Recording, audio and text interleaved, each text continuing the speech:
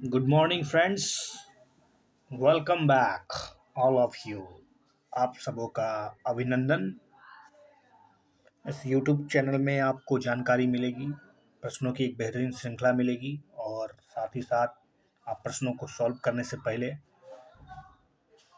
कुछ पूछ लेंगे, उसके बाद फिर प्रश्नों को सॉल्व करेंगे और उसके बाद मैं आपको इसका हिंदी एक्सप्लेनेशन बताऊंगा। तो लेट्स स्टार्ट।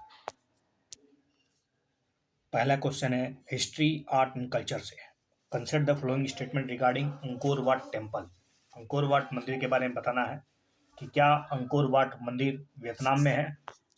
दूसरा कि इस टेम्पल का निर्माण द्रविड़ शैली में किया गया है और इसमें रामायण और महाभारत के चित्रों को रचित किया गया है, मतलब इसके मंदिरों पर उकेरा गया है।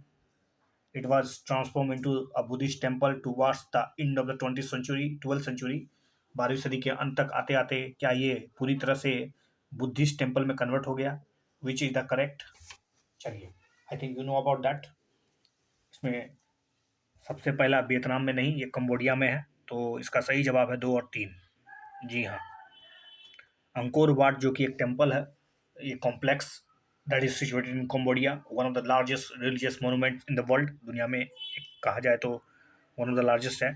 It was originally constructed A Hindu temple. शुरुआत में हिंदू टेम्पल था, जैसे कि भगवान विष्णु का, जो कि खमेर एम्पायर के द्वारा इसको मतलब बनाया गया था। लेकिन आगे चल के 12वीं सदी के अंत तक ये पूरी तरह से लगभग बुद्धिस्ट टेम्पल में कन्वर्ट हो गया। खमेर किंग, जिसका नाम था सूर्यवर्मन द्वितीय, in the early 12th century in the Yashodhapur. Yashodhapur उसका मतलब राजधानी हुआ करता था, ठीक है। आज आज यशोधापुर को अंकोर कहते हैं। तो खमेर राजा सूर्यवर्मन द्वितीय का राजधानी हुआ करता था यशोधरपुर, यशोधरपुर, ठीक है। उसके राज्य में यह स्थापित था। टेम्पल को शुरुआती दौर में देखा जाए तो ये द्रविड़ शैली में बनाया गया था और इस पर रामायण और महाभारत के चित्रों को उकेरा गया था। अगला क्वेश्चन है ऑपरेशन जैकपॉट किससे जुड़ा हुआ है। ऑप्शंस आर गिवन, पढ़ लीजिए खुद से। जी हाँ, इसका सही जवाब है बांग्लादेश लिबरेशन वार, ऑपरेशन जैकपॉट। ऑपरेशन जैकपॉट एक कोड नेम है जिसमें आपको जो बंगाली मुक्ति वाहिनी सेना थी, जो ईस्ट पाकिस्तान के खिलाफ लड़ रही थी, ईस्ट पाकिस्तान के सहयोग कर रही थी, और वो आपको पता होगा वेस्ट पाकिस्तान के बारे में क्या हो रहा था बांग्लादेश के लिबरेशन में, ठीक है। अगला क्वेश्चन है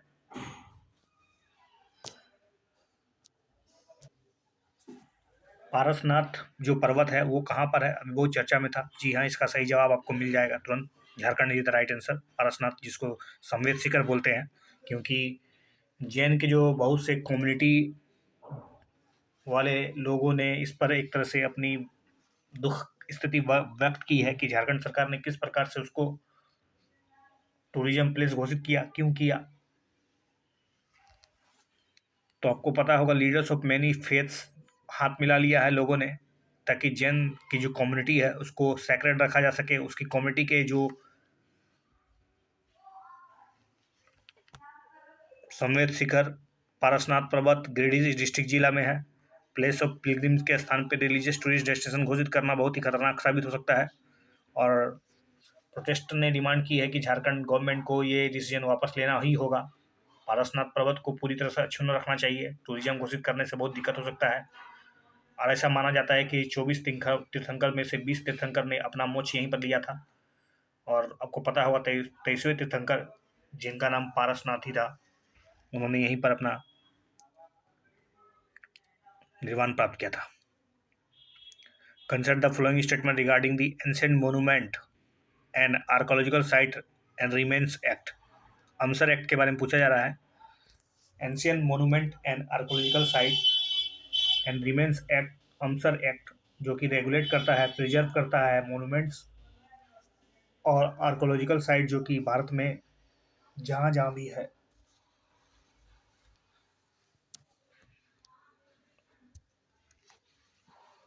आर्कोलॉजिकल सर्वे ऑफ इंडिया जो ASI, जो कि यूनियन मिनिस्ट्री ऑफ कल्चर के तहत आता है,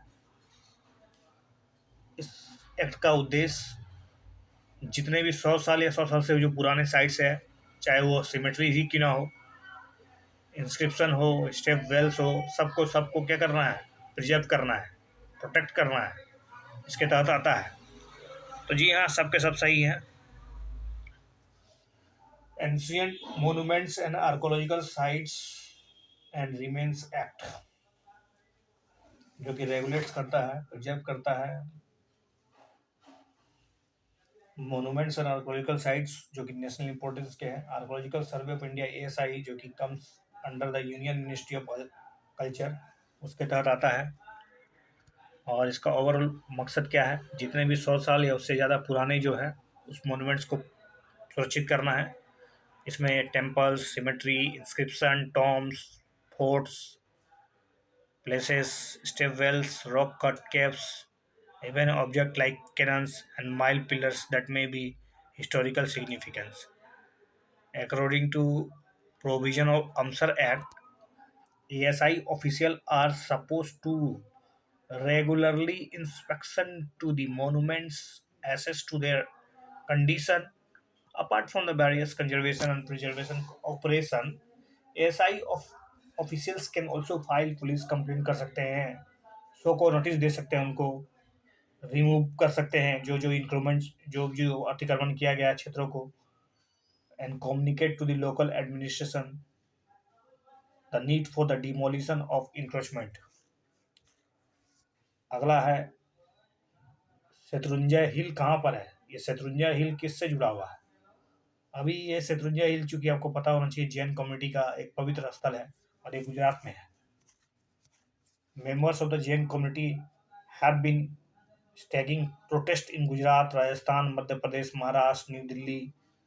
पिछले 2 सप्ताह से यही सब हो रहा है और होना भी चाहिए अपने पवित्र स्थलों को बचाने के लिए, अपने संस्कृति, अपने सोसाइटी की पहचान को प्रोटेक्ट करने के लिए, चाहे वो समेत शिखर पर पारसनाथ हिल हो या फिर शत्रुंजय हिल जो कि पालिताना गुजरात में पड़ता है। वो जैन कम्युनिटी से जुड़ा हुआ बहुत ही रिलीजियस जगह है और उसको किसी प्रकार का टूरिस्ट विजिट प्लेस घोषित करने की कोई कोशिश जो है वो सही साबित नहीं हो सकती है। और Jains are demanding the Shatrunjay hills and the area around it protected so as to maintain its holiness. Consider the following statement regarding Ganga Sagar Mela. Ganga Sagar Mela एक रिलीजियस इवेंट है और सेलिब्रेट किया था बंगाल में। जी हाँ, श्रद्धालु जो है सागर आइलैंड में डुबकी लगाते हैं और ये सागर आइलैंड जो है गंगा और बंगाल का जो बे ऑफ बंगाल का जो संगम है वहीं पर, और मकर संक्रांति के शुभ अवसर पर ऐसा होता है। जैसे कि कुंभ मेला है, क्या इसको भी नेशनल स्टेटस मिल चुका है? जी नहीं, इसको नेशनल स्टेटस नहीं मिला है। अभी तो इसको मांग है कि इसको भी कहीं ना कहीं राष्ट्र स्तर का दर्जा, राष्ट्र दर्जा दिया जाए। यार क्यों राजनीति हो रही है गंगा सागर मेला पे? राजनीति ना हो के बस इसको नेशनल स्टेटस घोषित किया जाए। तो चीफ मिनिस्टर ने लगातार इस पर डिमांड की है, लेकिन गंगा सागर को किसी तरह से नेशनल स्टेटस मिल जाए। लेकिन सरकार कहाँ, केंद्र की सरकार सुन कहाँ रही है। Lakhs of Hindu Pilgrim visit Sagar island from different parts of the country और एक डुबकी लगाते हैं अपनी पापों को मुक्ति के लिए। और ये जो पवित्र स्थल है जहाँ पर गंगा मैया और बे ऑफ बंगाल का संगम होता है और उस मकर संक्रांति के शुभ अवसर पर लाखों श्रद्धालु आते हैं, तो क्यों ना इसको गंगा सागर स्टेट को, एक गंगा सागर मेला को या गंगा सागर जो संगम होता है उसको नेशनल स्टेटस का दर्जा दिया जाए। अगला है भवानी या भवन काशी सुबोध रत्नाकर। भवन काशी सुबोध रत्नाकर किसके द्वारा पब्लिश किया जाता है? तो ये तो कमला देवी चट्टोपाध्याय या सावित्री फुल्ले। इसे Savitri Phule. Savitri Phule published her collection of poem जिसको काव्य फूले कहा गया है, पोएट्रीज ब्लूम्स। 23 साल की उम्र में पोएट्रीज ब्लूम काव्य फूले लिखा 1854 में। C published Bhavan Kashi Subodh Ratnakar the ocean of pure gems in 1892. Consider the following statement regarding Swami Vivekananda के बारे में पूछा जा रहा है।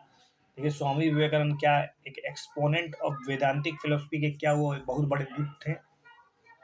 ही rejected the external ritual of religion. उन्होंने जो बाहरी दिखावटी जो चीज़ें थी धर्म से जुड़ा हुआ, उन चीज़ों को रिजेक्ट कर दिया। क्या? He split out the pathways of attaining moksha from worldly pleasure and attachment. ऐसा तो बिल्कुल he spelled out that the pathways of attaining moksha from worldly pleasure and attachment। दुनिया से दुखी इस जीवन से, ये जो सुखी है उसको आपको दूर भगाने के लिए क्या ऐसा कुछ उन्होंने सोचा था? ही फाउंडेड रामकृष्ण मिशन। जी हाँ, बिल्कुल, उन्होंने रामकृष्ण मिशन का स्थापना किया था। तो 4 बिल्कुल सही है, 1 भी सही है। तो 1 और 4 जहाँ-जहाँ ढूँढ लीजिए। लेकिन आपको पता होगा, आपको 3 भी सोचना पड़ेगा, 2 भी सोचना पड़ेगा। चलिए डी नहीं बल्कि बी, 1, 3, 4, 2 गलत है। जी हाँ, स्वामी विवेकानंद विश्वास करते थे ओनली वन सेल्फ, वो है दुनिया, universe. There is only one existence. He saw the universe, entire universe. उन्होंने पूरी यूनिवर्स को एक मैनिफेस्टेशन के रूप में देखा, as a one. Spiritual primacy is the central theme of Vivekananda teaching. जो आध्यात्मिक प्रमुखता थी वही उनका मतलब सेंट्रल थीम था उनके शिक्षा का, जिसके माध्यम से वो लोगों में इस बात को स्पष्ट रूप से कहना चाहते थे कि उन्होंने अपने जीवन में अपनाए। ना कि ही उन्होंने कभी भी नेवरलेस उन्हें कभी भी लोगों से ये अर्ज नहीं किया, स्पेशली यूथ से, to never let go of reason. बिना तर्क का कोई चीज़ को अपनाना ही नहीं चाहिए।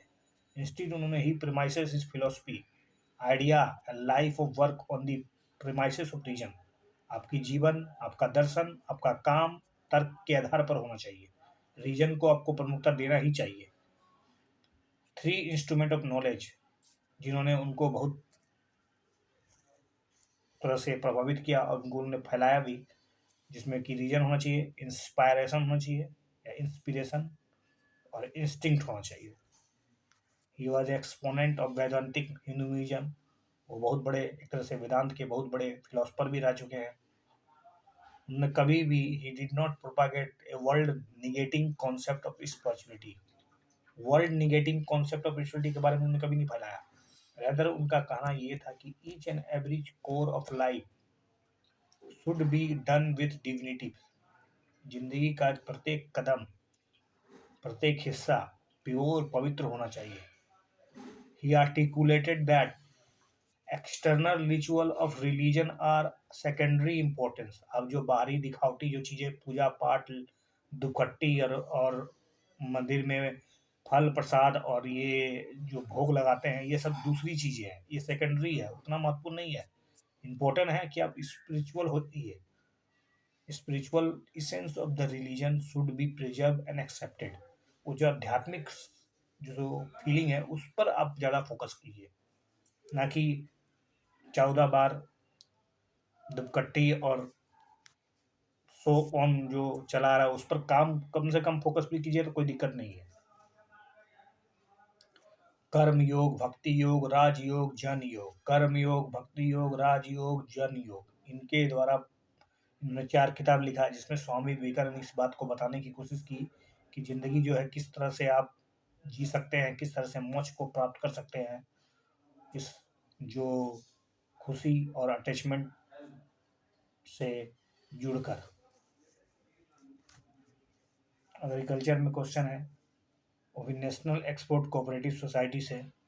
नेशनल एक्सपोर्ट कोऑपरेटिव सोसाइटी को जो है, क्या ये मल्टी स्टेट कोऑपरेटिव सोसाइटी 2001 के तहत गठित किया गया है इसको?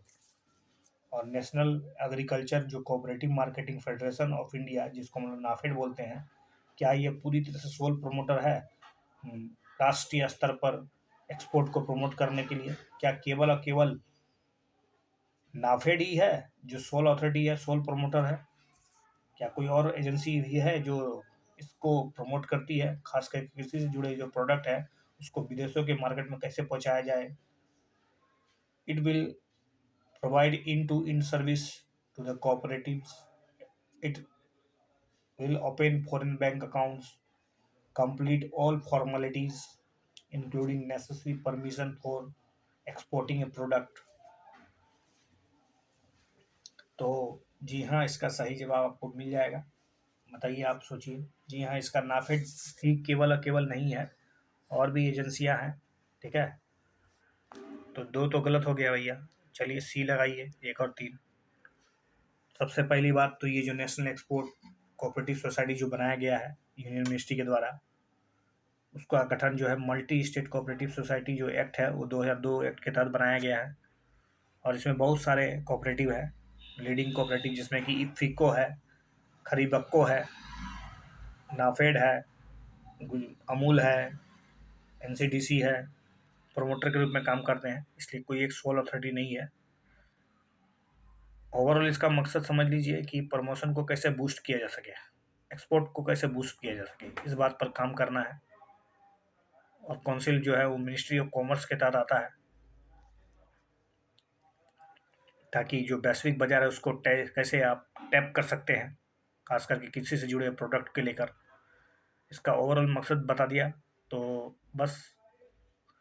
और जो भी ये जो सोसाइटी बनाया गया है, इसका ओवरऑल काम जो है वो फॉरेन बैंक अकाउंट खोल देना, जितने भी फॉर्मेलिटीज उसको पूरा कर देना, ताकि अधिक से अधिक प्रमोशन हो पाए एक्सपोर्ट का। लैंड रेसेस क्या है? लैंड रेसेस का मतलब है naturally occurring variants of commonly cultivated crop, मतलब जो अपने आप उग जाते हैं वैसे फसलों की चर्चा होती है लैंड रेसेस में। These are improve variant of commercially grown crops which are developed by selecting, breeding या फिर थ्रू द जेनेटिक इंजीनियरिंग। क्या इसको जेनेटिक इंजीनियरिंग की जरूरत है, या कोई स्पेस टाइप का स्पेशली सेलेक्ट करके ब्रीडिंग ब्रीडिंग किया जाए, ऐसा कोई जरूरी है क्या इसके लिए? खलबत ए सेंटेंस राइस्ड एक सुगंधित चावल है, जो कि एक लैंड राइस वेरिएंट है। तो जी हाँ, बिल्कुल, एक भी सही है, तीन भी सही है, दो गलत है। लैंड रेसेस जिसका मतलब है जो प्राकृतिक रूप से उगा है, वैसा commonly cultivated crops, naturally occurring variants of commonly cultivated crops. उसको किसी प्रकार का जेनेटिक इंजीनियरिंग की उसमें जरूरत नहीं है, बल्कि वो खुद अपने आप वेरिएंट है, उसके अंदर प्राकृतिक रूप से वेरिएंट है। These are oppose to commercially grown crops. इसको कॉमर्शियल रूप से उगाने की जरूरत नहीं है। Which are developed by selective breeding or through the genetic engineering to express a certain trait over there. Biodiversity allow a natural mechanism for crops to develop traits to face challenging situation. ये जो जैव विविधता है, खास करके natural mechanism का, वो automatic जो है उसको सिचुएशन से लड़ने के लिए तैयार कर देता है। How ever given a large scale human interference, लेकिन मनुष्यों की गतिविधियों ने, मनुष्यों की एक तरह से दखल अंदाजी ने इन क्रॉप के सिलेक्शन में अब जो उसकी जो एबिलिटी थी वो धीरे धीरे खत्म होती जा रही है। Is now lost in the most commercially crop. Naturally occurring land races have a large pool of still untapped. अभी भी हम लोगों को बाकी है इस पर अध्ययन करना। Untapped genetic material which can provide solution. Genetic diversity is a natural survival mechanism. Wider the gene pool, more the chances of a developing trait. जितना ज़्यादा जीन होगा उसमें, जितनी ज़्यादा उसमें डीएनए में वेरिएशन होगा, उससे उतना ही फायदा होगा, ताकि वो अपने आप को सर्वाइव कर पाए विभिन्न प्रकार के क्लाइमेट जोन में और विभिन्न प्रकार के क्लाइमेट इवेंट्स के खिलाफ। खलबत एक यूनिक प्रकार का लैंड रेस सेंटेड राइस है। ओवर द ईयर्स, लेकिन लगातार समय के साथ, variant had almost vanish from cultivators, लेकिन खलबत को धीरे धीरे करके लोगों ने क्या किया, खत्म कर दिया, गायब ही कर दिया। उसमें नया नया इंट्रोड्यूस कर करके। It has better climate resilience than the popular grown rice. आज आप जितना चावल जो हाइब्रिड चावल है उगाते हैं, उससे कई गुना वो बेहतर था।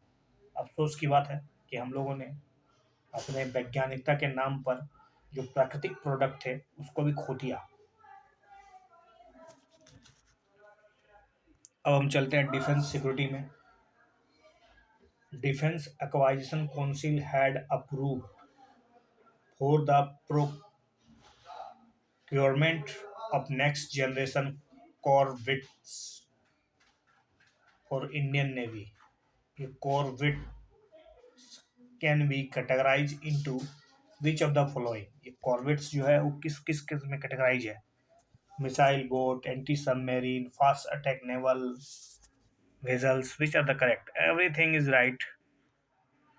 द डिफेंस एक्वाजिशन काउंसिल, जिसको डैक कहते हैं, उसने परमिशन दे दिया है, एक्सेप्टेंस दे दिया है of necessity for the several capital acquisition projects of the Indian defence forces को। इसमें क्या क्या इंक्लूड किया जाएगा नेक्स्ट जनरेशन कॉर्वेट्स के लिए, फॉर द इंडियन नेवी के लिए? तो ये corvette is a smallest class of naval ship. इसमें नेवल शिप जो कि वारशिप क्लासेस के होंगे उसको इंक्लूड किया गया है। These are highly agile ships are categorized as a missile boats, anti submarine ships, coastal patrol crafts, fast attack naval vessel. The word corvette itself is derived from French and Dutch origin. Corvettes date back to 18th-19th century when they were extensively used in naval warfare. Duels that were fought at high siege. Indian Navy at present has Kamorota class corvettes, which is also known as Project 28. These ships have an anti-submarine role and manufactured at a garden-rich shipbuilders and engineers in Kolkata. The four Komorata class corvettes that the Indian Navy possesses are named INS Komorata, INS Kadmat, INS Kiltan, and INS Kavrati. Village defence guard VDG were recently in news setup किया जाएगा जम्मू कश्मीर में।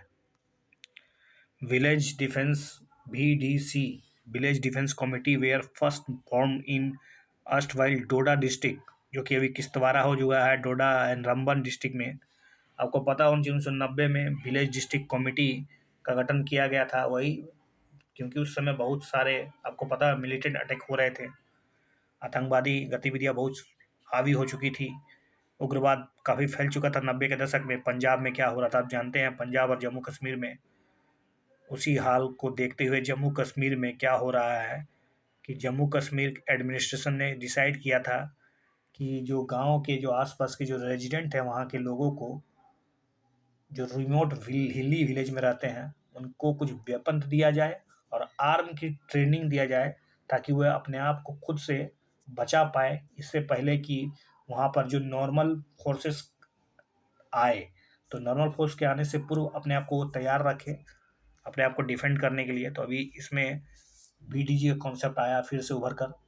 तो VDG have now been renamed, अब उसका नाम कर दिया गया है विलेज डिफेंस गार्ड। पहले वो कमिटी हुआ करती थी, अब गार्ड हो गया है। अब एक नया स्कीम को सेटअप किया गया है वल्नरेबल एरिया में और Jammu Kashmir was approved by the Union Ministry of Home Affairs March last year. Like BDC member, जैसा कि आपको पहले पता होगा BDC मेंबर की तरह इस बार विलेज जो गार्ड है, डिफेंस गार्ड, उसको ट्रेन किया जाएगा, प्रोवाइड किया जाएगा 100 गो राउंड ऑफ एम्यूनिशन, हथियार दिए जाएंगे। BDG and BDC is a group of civilian provided guns, हथियार दिए जाएंगे, अस्त्र शस्त्र दिए जाएंगे ताकि टैकल किया जा सके मिलिटेंट को in the case of attack, तब तक जब तक कि arrival of the security forces. Short में समझ लीजिए इमरजेंसी गेट हो है जिसमें आप बाहर कूद सकते हैं, एग्जैक्टली उसी तरह। BDG's official said will function under the direction of SP SSP। वो जो है ना वो किसके मतलब अंडर में काम करेंगे, किसके दिशा निर्देश में काम करेंगे, तो या तो एसपी या फिर एसएसपी के आधार पर। वो डिस्ट्रिक्ट जिस डिस्ट्रिक्ट की बात हो रही है, लगभग लगभग समझ लीजिए 10 से 15 एक्स सर्विसमैन को इसमें चुना जाएगा। एक्स पुलिसमैन हो सकते हैं, able body local youth were उसको इनरोल किया जाएगा, जो आसपास के जो गांव के बच्चे हैं या जो बच्चे मतलब 18 साल से ज़्यादा हो, एक निश्चित उम्र का बात होगा, on BDC on A voluntary basis. Idea was taken from 1965 1971 Indo पाक वार। तब को पता होगा जब गवर्नमेंट ने आर्म एक्समैन सर्विस को उठाया था, और abled bodied youth in village, और साथ साथ जो जो लोग योग्य है इस क्षेत्र में जो आना भी चाहते हैं उसको पहले से अगर ट्रेन कर दिया जाए और कुछ मतलब मामूली सा फीस दे के उनको अगर अपने गांव के रक्षक के रूप में नियुक्त कर लिया जाए तो इसमें क्या दिक्कत है। कुछ समस्याएं जरूर है जिस पर सुप्रीम कोर्ट ने कई बार टिप्पणी की है, जैसे कि आपको पता होगा सलवा जुडूम का मामला, छत्तीसगढ़ का सलवा जुडूम, उसको सुप्रीम कोर्ट ने असंवैधानिक घोषित कर दिया। इसके अलावा आप पता होगा जो ह्यूमन राइट्स है उनके द्वारा कई रिपोर्ट प्रकाशित की गई है इस सब के कमेटी और इस प्रकार के गठन को लेकर, क्योंकि इनको एक तो मामूली ट्रेनिंग देने के पश्चात कुछ पावर जो है उसको डिफाइन नहीं किया जाता है, और एक तरह से ये गांव के लिए कभी कभी सरदर्द बन जाते हैं। महिलाओं के साथ उत्पीड़न, बहुत बार रेप के केसेस उन पर देखे गए हैं, और कहीं ना कहीं ये एक तरह से सरकार की कमजोरियों को भी उजागर करता है कि सरकार अपना पल्ला झाड़ रही है। तत्कालिक जो काम है वो सबसे ज़्यादा जरूरी है कि सरकार को इन पर ठोस कार्रवाई करनी चाहिए। और consider the following statement regarding the hypersonic missile. Hypersonic missile एक वेपन है, मतलब वेपन नहीं, वेपन्स का सिस्टम है जिसमें कि flies at the list 5 times the speed of sound. जो हाइपरसोनिक होगा वो साउंड के स्पीड से 5 गुना ज़्यादा फास्ट चलेगा। ऐसा है क्या? Unlike the ballistic missile it follow A set of course. क्या ये कोई सेट ऑफ कोर्स फॉलो करता है क्या? एक मतलब निश्चित पाथ पे चलता है? ऐसा तो कुछ है नहीं, आपको पता होगा। बैलिस्टिक मिसाइल क्रूज मिसाइल में क्या डिफरेंस है? At present only Russia and United States possesses hypersonic missile. क्या भारत के पास कोई भी हाइपरसोनिक मिसाइल नहीं है? ब्रह्मोस क्या है पता है आपको? ब्रह्मोस अभी हम लोग ब्रह्मोस 2.0 में काम कर रहे हैं। तो हाइपरसोनिक मिसाइल जो है बिल्कुल साउंड के 5 गुना स्पीड से अगर तेज चले तो उसको हाइपरसोनिक बोलेंगे, और सुपरसोनिक जो साउंड के स्पीड से 2 गुना स्पीड से चले। चलिए, B is the right answer, only B is the right answer, केवल एक। हाइपरसोनिक मिसाइल जो है वो एक वेपन्स है जो कि कम से कम 5 मैक की स्पीड से चलता हो। इसका मतलब 5 गुना साउंड को स्पीड से, साउंड का 330 मीटर पर सेकंड है ना, तो उसको 5 से गुना कर दीजिए, और उससे ज़्यादा स्पीड से चलता है तो उसको हाइपरसोनिक बोलते हैं। हाइपरसोनिक मिसाइल एक set apart from ballistic missile as late. आप जानते हैं कि एक सेट ऑफ कोर्स को फॉलो करता है बैलिस्टिक ट्रेजेक्ट्री का हाइपरसोनिक, लेकिन unlike the ballistic missile hypersonic follow नहीं करता है ट्रेजेक्ट्री को। बस ये फायर एंड फॉरगेट के सिद्धांत पे काम करता है, एक बार दाग दिए तो टारगेट को ठोक के ही आएगा। 2 types hypersonic weapon system are hypersonic glided vehicle और हाइपरसोनिक क्रूज मिसाइल। हाइपरसोनिक जो ग्लाइडेड लॉन्च है वो rocket are launched from rocket before gliding to intended target, while the hypersonic जो क्रूज मिसाइल है is powered by air breathing high speed engine or scramjet after acquiring their target. Apart from Russia, which announced its hypersonic missile Khinjal या Dagger in 2018, now use it for the first time in battle condition in Ukraine, China too. China के पास भी है ये सब system, ठीक है। तो US the hypersonic weapons are being deployed under its navy conventional prompt strike programme, US के पास भी है। Air defence advance research project DAPRA While the US, Russia, and China are in advanced stage of hypersonic missiles program, India, France, Germany, Japan, and Australia too are developing hypersonic weapons. अभी हम लोग developing stage पे हैं. हम लोग के पास hypersonic तो नहीं, लेकिन क्रूज तो है ही, सुपरसोनिक तो है ही. India is also developing an indigenous dual capable conventional के साथ साथ न्यूक्लियर भी hypersonic cruise missile as a part of its hypersonic technology demonstration vehicle programme and successfully tested a Mark 6 scramjet. India operates approximately 12 hypersonic wind tunnels and is capable of testing speed up to Mach 13. अब हम लोग बात करेंगे map और कुछ important places के बारे में. Consider the following statement. Siachen है या फिर कौन सा है? Schengen area is zone where the highly restricted movement of the people and goods. Croatia is the crescent-shaped country near the Adriatic Sea coastline.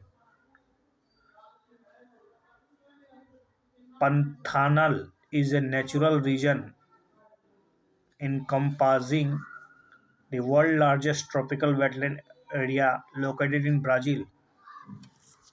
Pantanal या Pantanal, which is correct. C is the right answer. 2 and 3. देखिए, Croatia joins Eurozone. Croatia switched to the euro and enters Europe borderless zone. Croatia ने European union को गले लगा लिया है. But to adopt the euro, the country had to fulfill a set of strict economic conditions, including having a stable exchange rate, controlled inflation, sound public spending. It has given up its kuna currency and become the 20th member of Eurozone. तो Croatia eurozone का member बन चुका है अपने kuna currency को त्यागते हुए. अब नाउ 27वां नेशन होगा the passport free Schengen zone. Sechegan area signifies a zone where there is a free and unrestricted movement of people and goods. Croatia is a crescent-shaped country and feature low mountain highlands near the Adriatic Sea coastline. It gained its independence from Yugoslavia after the bitter war and Dayton Agreement in 1995. Brazil is well known for its dense forests, including the Amazon, world's largest jungle in the north, but there are also dry grassland called pampas, rugged hills, pine forests. Pantanal, world's largest tropical wetland area, are flooded grassland, immense plateaus, and a long coastal plain. Pico da Neblina is the highest peak in Brazil. Simo Bridge, a Siom bridge, was recently inaugurated in which state? It's Arunachal Pradesh. Siom Bridge. Siom Bridge in Siang, Arunachal Pradesh was inaugurated by Defense Minister. Siom Bridge, Arunachal Pradesh में है. Which of the following northeastern states of India share boundary with Myanmar? Arunachal Pradesh है, of course. Nagaland, Tripura, Mizoram, of course. 1, 2, 4 is the right answer. 1, 2, 4, not Tripura. Myanmar share a long border over 1600 kilometre. 1600 kilometre का boundary बनाता है भारत के साथ Myanmar, जिसमें कि बे of Bengal भी आता है. 4 नॉर्थ ईस्टर्न स्टेट जिसमें अरुणाचल प्रदेश, नागालैंड, मणिपुर, मिजोरम ये शेयर करता है बाउंड्री म्यांमार के साथ. तो अरुणाचल प्रदेश, नागालैंड, मणिपुर और Mizoram, not Tripura. Which of the following are located in Peru? Peru Andes mountain है कि नहीं, लेक टिटिका, अमेजन फॉरेस्ट और टकलामकान डेजर्ट। पेरू में क्या क्या है आपको पता होना चाहिए। पेरू जो है वो दक्षिण अमेरिका का एक तटीय इलाका वाला देश है, तो अमेजन फॉरेस्ट तो होगा ही उसमें, क्योंकि ब्राज़ील उससे शेयर करता है बाउंड्री। लेक टिटिका कहाँ पर है? अमेजन फॉरेस्ट तो समझ लिया, टकला मकान डेजर्ट वहाँ पर ही है। टकला मकान क्या वो बॉर्डर शेयर करता है या उसमें लोकेटेड है? चलिए, ए इज द राइट आंसर, 1 2 3। ये रहा आपका मानचित्र जिसमें आप देख सकते हैं एंडीज। एंडीज में क्या क्या है?